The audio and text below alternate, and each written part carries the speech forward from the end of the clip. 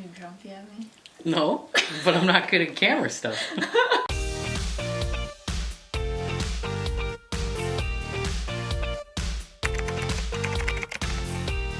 Hey guys, it's Olivia and welcome back to my channel. In today's Autistic Leave Me video, I'm going to be talking about autism and romantic relationships. Yes, this is finally part 2 of Autism and Relationships, the romantic edition. I'm so sorry this has taken so long to come out, but I'm really excited to finally make this. So the first part of this video, I'm going to just kind of be talking about my experiences with romantic relationships and my boyfriend Alex. And then in the second part of the video, I'm going to bring in Alex and we're going to answer your questions. So this video is probably going to be pretty long. Just one more thing before I start is this is probably going to be like a PG-13 video because I am going to talk about some personal things. So it's definitely going to be TMI. So if you're not comfortable with that, maybe skip over this video. Okay, let's jump into it. So first, Alex is not autistic. A lot of people have asked if he is. No, he is not autistic, and he is probably the complete total opposite of an autistic person. He's the most laid back,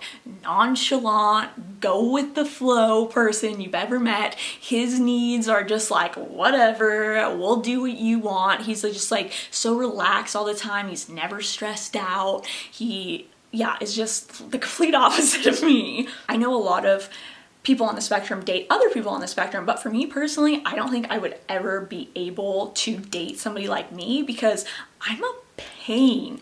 Like I can barely deal with myself, let alone another person that was like me. The whole reason I think Alex and I work is because we're polar opposites and because he can go with the flow and I can't. So yeah, if I was with another person that also, couldn't go with the flow, I think that we would really butt heads. Alex and I have been dating for almost 7 years now. I met him at the NFL Network when I was just 18 years old, and we've been dating ever since. And it's definitely had some bumps in the road, like any relationship, but for the most part, it's been a really awesome 7 years, and it flew by because I cannot believe that it's been almost 7 years. Before I get into more of our personal relationship, I just wanted to touch on, my views as an autistic person with romantic relationships in general. When I was growing up, I never thought I would be in a serious relationship. I kind of had come to terms with the fact that I was most likely never gonna settle down and get married because I couldn't stand people for more than a few hours at a time. So I was like, how am I ever gonna get married? Like, I'm not gonna want to be with my husband. I'm gonna be like, no, I need to have a separate house or something. Also growing up, when I had a crush on somebody, if they liked me back and I found that out, I would instantly lose my feelings for them, and the feelings would become like the opposite, and I would feel like, oh, I didn't want to say hi to them, I didn't want to talk to them. I would get like this gross feeling where I just like wanted to take a shower, and just like the thought of them repulsed me. And that sounds so terrible, and I would love to know if anybody else experiences this or I'm just really weird. But yeah, literally every single time that I maybe had a crush on somebody and they also reciprocated those feelings, my feelings would disappear. It was like only when I didn't know or they didn't like me that I had feelings. So that was another reason I thought I was never going to be able to get married, because I was like, my feelings don't last. I also have obviously many sensory issues, so I thought that was going to be a problem in a relationship because I pretty much, I don't want to put a label on it, but if I had to describe it, I would describe myself as asexual. I have no sex drive. I couldn't care less about sex. If I never have sex again in my life, that would be fantastic. So I thought also for those reasons that I was probably never going to have a long-term relationship. But here I am with Alex 7 years later, so everybody does have their perfect match. God has someone out there for everybody, because it literally is a miracle from God that I don't get annoyed with Alex. He's the only person besides my immediate family that I've never been annoyed with, and I can be with him pretty much 24/7 and be fine. I mean, is that not a literal miracle? I don't know what is. So being in a serious relationship has been very challenging for me at times, and obviously relationships are challenging for everybody, but I think especially for autistic people because of the way our brain works. So for example, a lot of times autistic people can sometimes come off as narcissistic. It's not that we are, it's just that we're really wrapped up in our own little world and in our special interests, so we'll forget to ask the other person how their day is or how about are their interests and stuff like that. So that's definitely been something that I've had to like teach myself, like remember to ask him about his day and don't come off as a jerk. And I really do care about, you know, how his day was. I just will literally forget to ask. Like I said, since I'm not a very physical sexual person and I have sensory issues and I don't like being touched or anything, I've had to remind myself to like go give him a hug or give him a kiss. I could go, you know, days without giving him a kiss and like forget, and like that's not okay because he is a very, very affectionate person. It's definitely been hard to get comfortable with his affection, but I definitely have. Not fully, but it's definitely a lot better than before I met him. Before I met him, like I didn't want to be touched at all, and I didn't even say I love you to people, not even my own parents. Since Alex came into my life, I can now hug people, I can tell people I love them, and so he's really changed that for me. Another issue is a lot of times people on the spectrum are black and white thinkers, and so oftentimes I can have trouble seeing Alex's viewpoint on something if it differs from me, because I just can't understand how he could think differently from me. It's black and white and I'm on black, how could you be on white? So that's been a struggle. Obviously I'm bad at communicating. A lot of autistic people are bad at communicating, so that's been something we've had to work on. But so tips that I could give you that have helped me is that I communicate through text or writing a note or even an email if I need to write something really long, and that's been really helpful and useful because I can express myself in writing, not so much words. So that's something that has been really helpful in our relationship to do. Another thing that some people on the spectrum deal with is we have a hard time empathizing with people, and so I've had a hard time empathizing with him in certain situations. If, you know, he's had a bad day or something bad happened, it is very hard for me to understand and put myself in his shoes and, you know, be there to comfort him. So that's been a challenge. I think the key to any relationship is compromise, but being autistic, compromise is really hard for me. And I know a lot of people on the spectrum, it's hard for them as well to compromise because it goes against, you know, our routine usually. So, and that's also been a very big struggle, but it's something that I've been able to get better at. Obviously, I still struggle with it. It's still really hard, but you just have to work on it. And every relationship is work, whether you're autistic or not. But I think for autistic people, we kind of maybe have to work a little bit harder just because of how our brain works. Alex is the first and only relationship I've ever had. And if you're autistic and you've never had a relationship, I'd say they're really awesome. They can be stressful and hard work, but if it's the right person, it's totally worth it in the end. Hey everyone, this is my boyfriend Alex, and now we're gonna answer your questions that you asked us. How is your communication with your boyfriend, and are there difficulty when you're down or stressed? So I'd say overall communication is not the best because I have trouble communicating, and I mentioned that earlier. So again, as I mentioned, if I can write something down for him or text him about it, that's easier, would you say? Yes, I text a lot. Yeah, the texting stuff works. Yeah. How did you tell Alex about your diagnosis? So like I mentioned, we've been dating for a long time, so he was with me through the whole diagnosis process, so I didn't have to tell him. The only thing I would say that could relate to this question is when I first had an idea that I was autistic, I was a little bit nervous to bring it up to him and how he would react, but his reaction was very nonchalant, like I said he was, and just said, you know, you're you, whether you're autistic or not, it doesn't matter. When you found out that I was autistic, did it change how you looked at me? Not one bit. She's always been her, and I love her for that, so that's it. Can you be yourself around Alex? Yes, I can, and he's one of the few people that I can unmask and be myself around. And what does that usually include? What does you unmasked include? Yeah, like what? How am I around you? Sometimes she's like super tired, so I know I should leave her alone.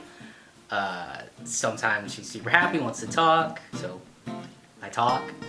I was setting you up to say that I toot and burp a lot. have I always been able to unmask with him? So obviously now I'm totally myself, but at the beginning of the relationship, I definitely had, you know, a mask on, which I think most people do when they first start dating, you know.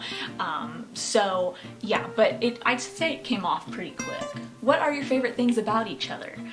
Mine would be that you're very patient and very sweet, a definite gentleman, and you make me laugh. And I love that we like the same things, and we can, you know, talk about them for hours. Like, we both love football, we both love Formula One, now we're getting into baseball, so yeah, so that's fun. Her eyes? Always wanted a girl with blue eyes, so I don't know. Other than that, yeah, all the things she said, that we have things in common, can talk, and that she lets me play video games and doesn't complain about it. Oh, she can cook and bake. That's nice. Oh yeah, he said I'm responsible for him gaining a bunch of weight. I don't know if that's true. I was skinny. Yeah, well, he was he was too skinny. When I met him, he didn't eat dessert, and I was like, that's not gonna work out. Is it easier to forgive your boyfriend and not hold a grudge if there are incidents in the relationship? So yeah, so in part one, obviously I said I burn bridges, and most people have only one chance in my book, but it definitely is easier to forgive him. I'm not sure why. I guess just because I love him a lot, that I can get over things and it's not as hard for my brain. Do you guys live together? And if you do, how do you navigate that when you need solitude? So yes, we do live together. We've lived together for pretty much all of our relationship. And now we live with my parents. Our dog has come in. Hi. Don't touch that. Come here. Hi. You want to get on the bed? Come here. Don't mess the camera up. But like I was saying, when I first moved to Los Angeles, I thought it was like gonna be a dream scenario because I got my own apartment and I didn't have to live with anyone, but I was actually surprisingly lonely because I really like to be alone, but somehow I didn't like being alone in an apartment. So I definitely very much latched onto him when I first met him and at the NFL when we first started dating. He gets when I need alone time, like you kind of mentioned, and you know, he'll go play video games or something and leave me to be grumpy on my own. Yeah, when she needs alone time, I'll go to like Texas or something. Far away. I asked him to do that once. Have you ever thought about having kids, and do you feel comfortable with kids? So I hate kids. I don't like kids. I really don't want kids, and I don't think I'd be able to handle having kids just because of how my brain works. So I don't think I'd be a very good mom because I have no patience and I need to be alone and I need sleep to function. So it just kind of seems like a nightmare. But I know he wants kids, so we haven't decided yet. I'd like to maybe adopt, like, not a baby, a child a little bit older, because I feel like I would maybe be able to handle them better without like all the crying and stuff, because that would just be like a sensory nightmare for me. And so the child would be crying and then probably I'd start crying in a meltdown. So it might be bad for you. Can you communicate with your boyfriend when going through a meltdown? And so he's the only one that can stop an oncoming meltdown. Usually once a meltdown is coming, it's coming, like I mentioned. But sometimes it's like very early stages and he notices it. He can like walk me off that edge. But when I'm in a meltdown, no, it's usually pretty impossible for me to communicate. I'll, get my selective mutism. So again, goes back to I'll maybe write something down for him. But yeah, most of the time, no. How do you react when I have a meltdown? How do you feel about them? How do I feel? I mean, I think I'm used to them now, if that sounds weird. I don't know. It doesn't bug me or bother me. I think maybe in the beginning it bothered me a little, but I didn't understand. But, you grow to love someone for who they are, so that's who she is. You can't do anything about it. So you just, if you can, if I can help her calm her down, I will. But if she's if she's gone, like she just said, she's gone and there's not much you can do, so you just have to be there for her. I know several boyfriends or spouses have asked questions about intimacy if their spouse is on the spectrum and how the sensory issues play into that. So yes, sensory issues are a big deal. I don't really like being touched. I don't really like being kissed. So as you can tell, that's definitely bad for like sexual stuff, because sexual stuff is all kissing and feeling and stuff, and I just, one, really don't like it, it's uncomfortable, and two, it can be painful. So it's probably our biggest challenge in our relationship. Thankfully, you're very patient and understanding, because I feel really guilty about it, and he tells me I don't need to feel guilty about it, even though I really do. Is the thought of intimacy tiring for you? Yes, it is. I would rather not do it because I'm not interested in it, like I mentioned, and it's uncomfortable for me. So that's something that I have to work on, and I don't know if I have like any tips on how to be better at it, because I'm pretty terrible at it myself. So if I come across tips, then I'll let you know. How do I deal with it? I don't know. I just do, I guess. I don't put a lot of thought into it. Did I not tell you he was the most laid back, I don't think person? I don't think I don't know. I've never put too much thought into how I deal with it, to be honest with you. There you go. Is one of you predominantly feminine and one predominantly masculine? I'd say definitely no. Because, I mean, he's masculine, and I'd say, not that I'm masculine, but everything I like is more guy things. Cars, football, building. Oh yeah, building stuff.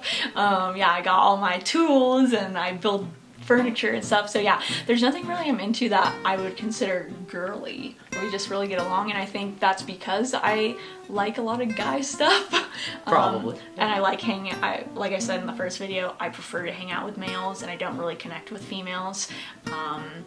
And probably because I don't like anything females are interested in. Okay, that is it for your questions. Thank you so much for asking them. Hopefully we did an okay job with answering them.